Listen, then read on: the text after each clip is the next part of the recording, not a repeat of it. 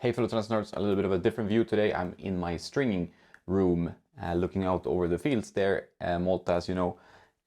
First day of Australian Open today. Interesting day. Rafa went through pretty easily. We saw that coming, but he looked very good. Played a good match against Marcus Giron. I was very happy about my predictions because I got most of them right. There were a few big upsets today that I didn't see coming at all. Perhaps you didn't as well, so let me know in the comments if the first day was exciting for you or if you got your predictions right and how you saw the results. But looking at them, Djokovic's absence, of course, Kecmanovic won pretty easily against Caruso. Tommy Paul did beat Kukushkin. Saw that coming. Otte had no problems against Seng. Monfils' neck much better today, only dropped 5 games in his match, so he looks very good. Sonego never in trouble really against Querrey. Martinez had a tougher match against Delbonis, but he got through in 4 sets. Garin, he beat Bagnes in 5. That was supposed to be a tough match, not surprisingly. Garin is very strong though, so he got it done in the end. We had the biggest upset of the day, perhaps for me, was that Korda destroyed Norrie, Cam Norrie, who had such a spectacular 2021, and Sebastian Korda was just on fire today and obliterated the ball and won easily in straight sets. So Sebastian Korda will be a tough opponent for many players in this tournament. Corentin Moutin, the hothead from France, he was a stronger player against Puy.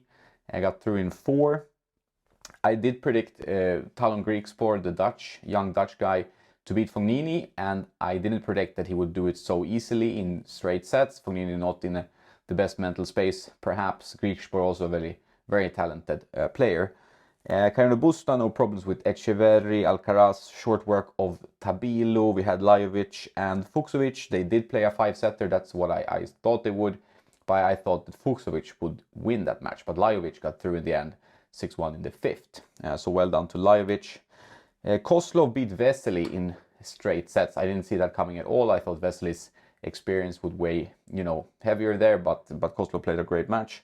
Berrettini beat Nakashima in 4 sets. That was my prediction, but I didn't predict that he would write that he needs Imodium, some kind of Imodium message on the screen afterwards. He had some stomach problems, and so it's supposed to kind of, calm the stomach a bit, and maybe he felt a bit weird in this match. Hopefully it's not going to be a problem for the rest of the tournament for him. Albot beat Nishioka. I saw that coming. Milman did outlast Feliciano Lopez. Another surprise was that Vukic, the wild card, beat Lloyd Harris, and he did so convincingly in straight sets. That was a bit of an upset. We'll see what this guy Vukic can do for the rest of the tournament. Opelka didn't have any issues against Anderson in the serve fest that they had. Kupfer beat Taberner. Holger Rune, the talented Dane, was 2 sets to 1 up against Son Kwon, and I thought he would win that match, but Kwon came back, played 2 great last sets there, and took it in 5 sets. So Rune is out. Shapo beat Jerry in 4. It was pretty predictable. Hurkacz lost 1 set to Gerasimov, but that's all. I thought that Manarino would be affected by his 2 tough weeks where he lost 2 first rounds previously, but he actually ended up winning in 5 sets against Duckworth, the Aussie guy. So well done to Manarino. We'll see if he can play better now that the tournament moves on. Milojevic took the first set against McDonald, but in the end it was a bit too much for him.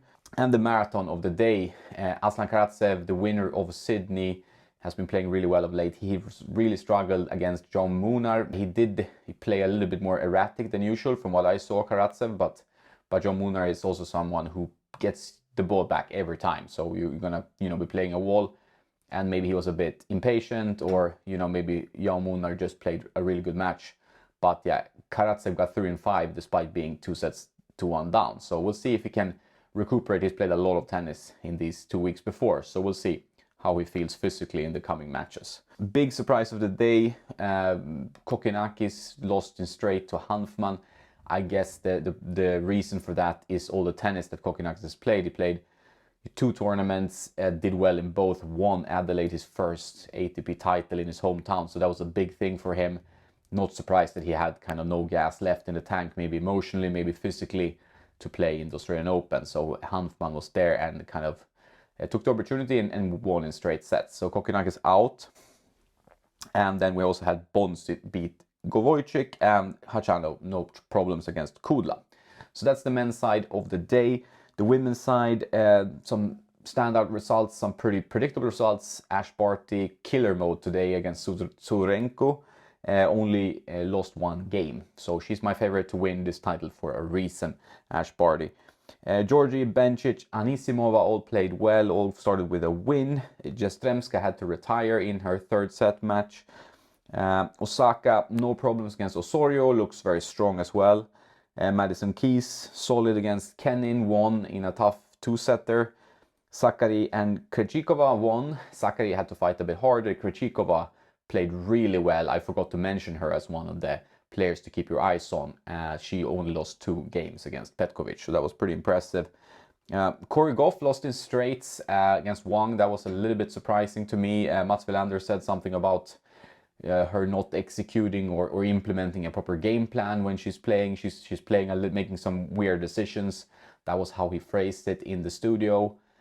So not sure what you think about that. I haven't watched enough of golf to make my own opinion, but I will look at it a bit more now when he said that, because that's an interesting, obviously, element of the game. You need to implement smart thinking, strategy, and so on. The better you get, and the tougher the opponents get. So maybe she's there in her career now that she needs to work on that to get that to the next level. But a bit surprising to see her lose the first match.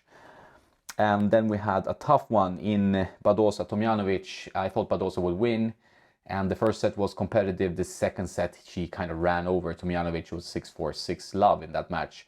Badosa, one of the favorites as well for the title, playing exceptionally well. So that was pretty much the first day of the Australian Open. Good first day, some excellent matches on both the women's and the men's side, and more action to come tomorrow. So some great matches. Look at my Australian Open predictions for my predictions.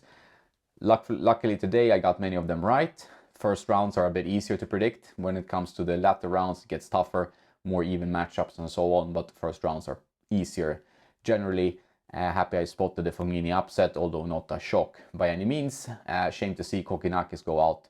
I thought he had more in the tank. But tomorrow we have a lot of interesting players to watch. Medvedev, Raducanu for you Raducanu fans, and a lot of other exciting matches to watch on both the men's and the women's side. Did you watch the Australian Open the first day? Did you enjoy it? What are your thoughts about the tournament going from now? And yeah, that's it. I try to make some daily reports on it like this. If you're interested, I'll do my best in a short format. Well, that's it. Have a nice day, and don't forget to play some tennis.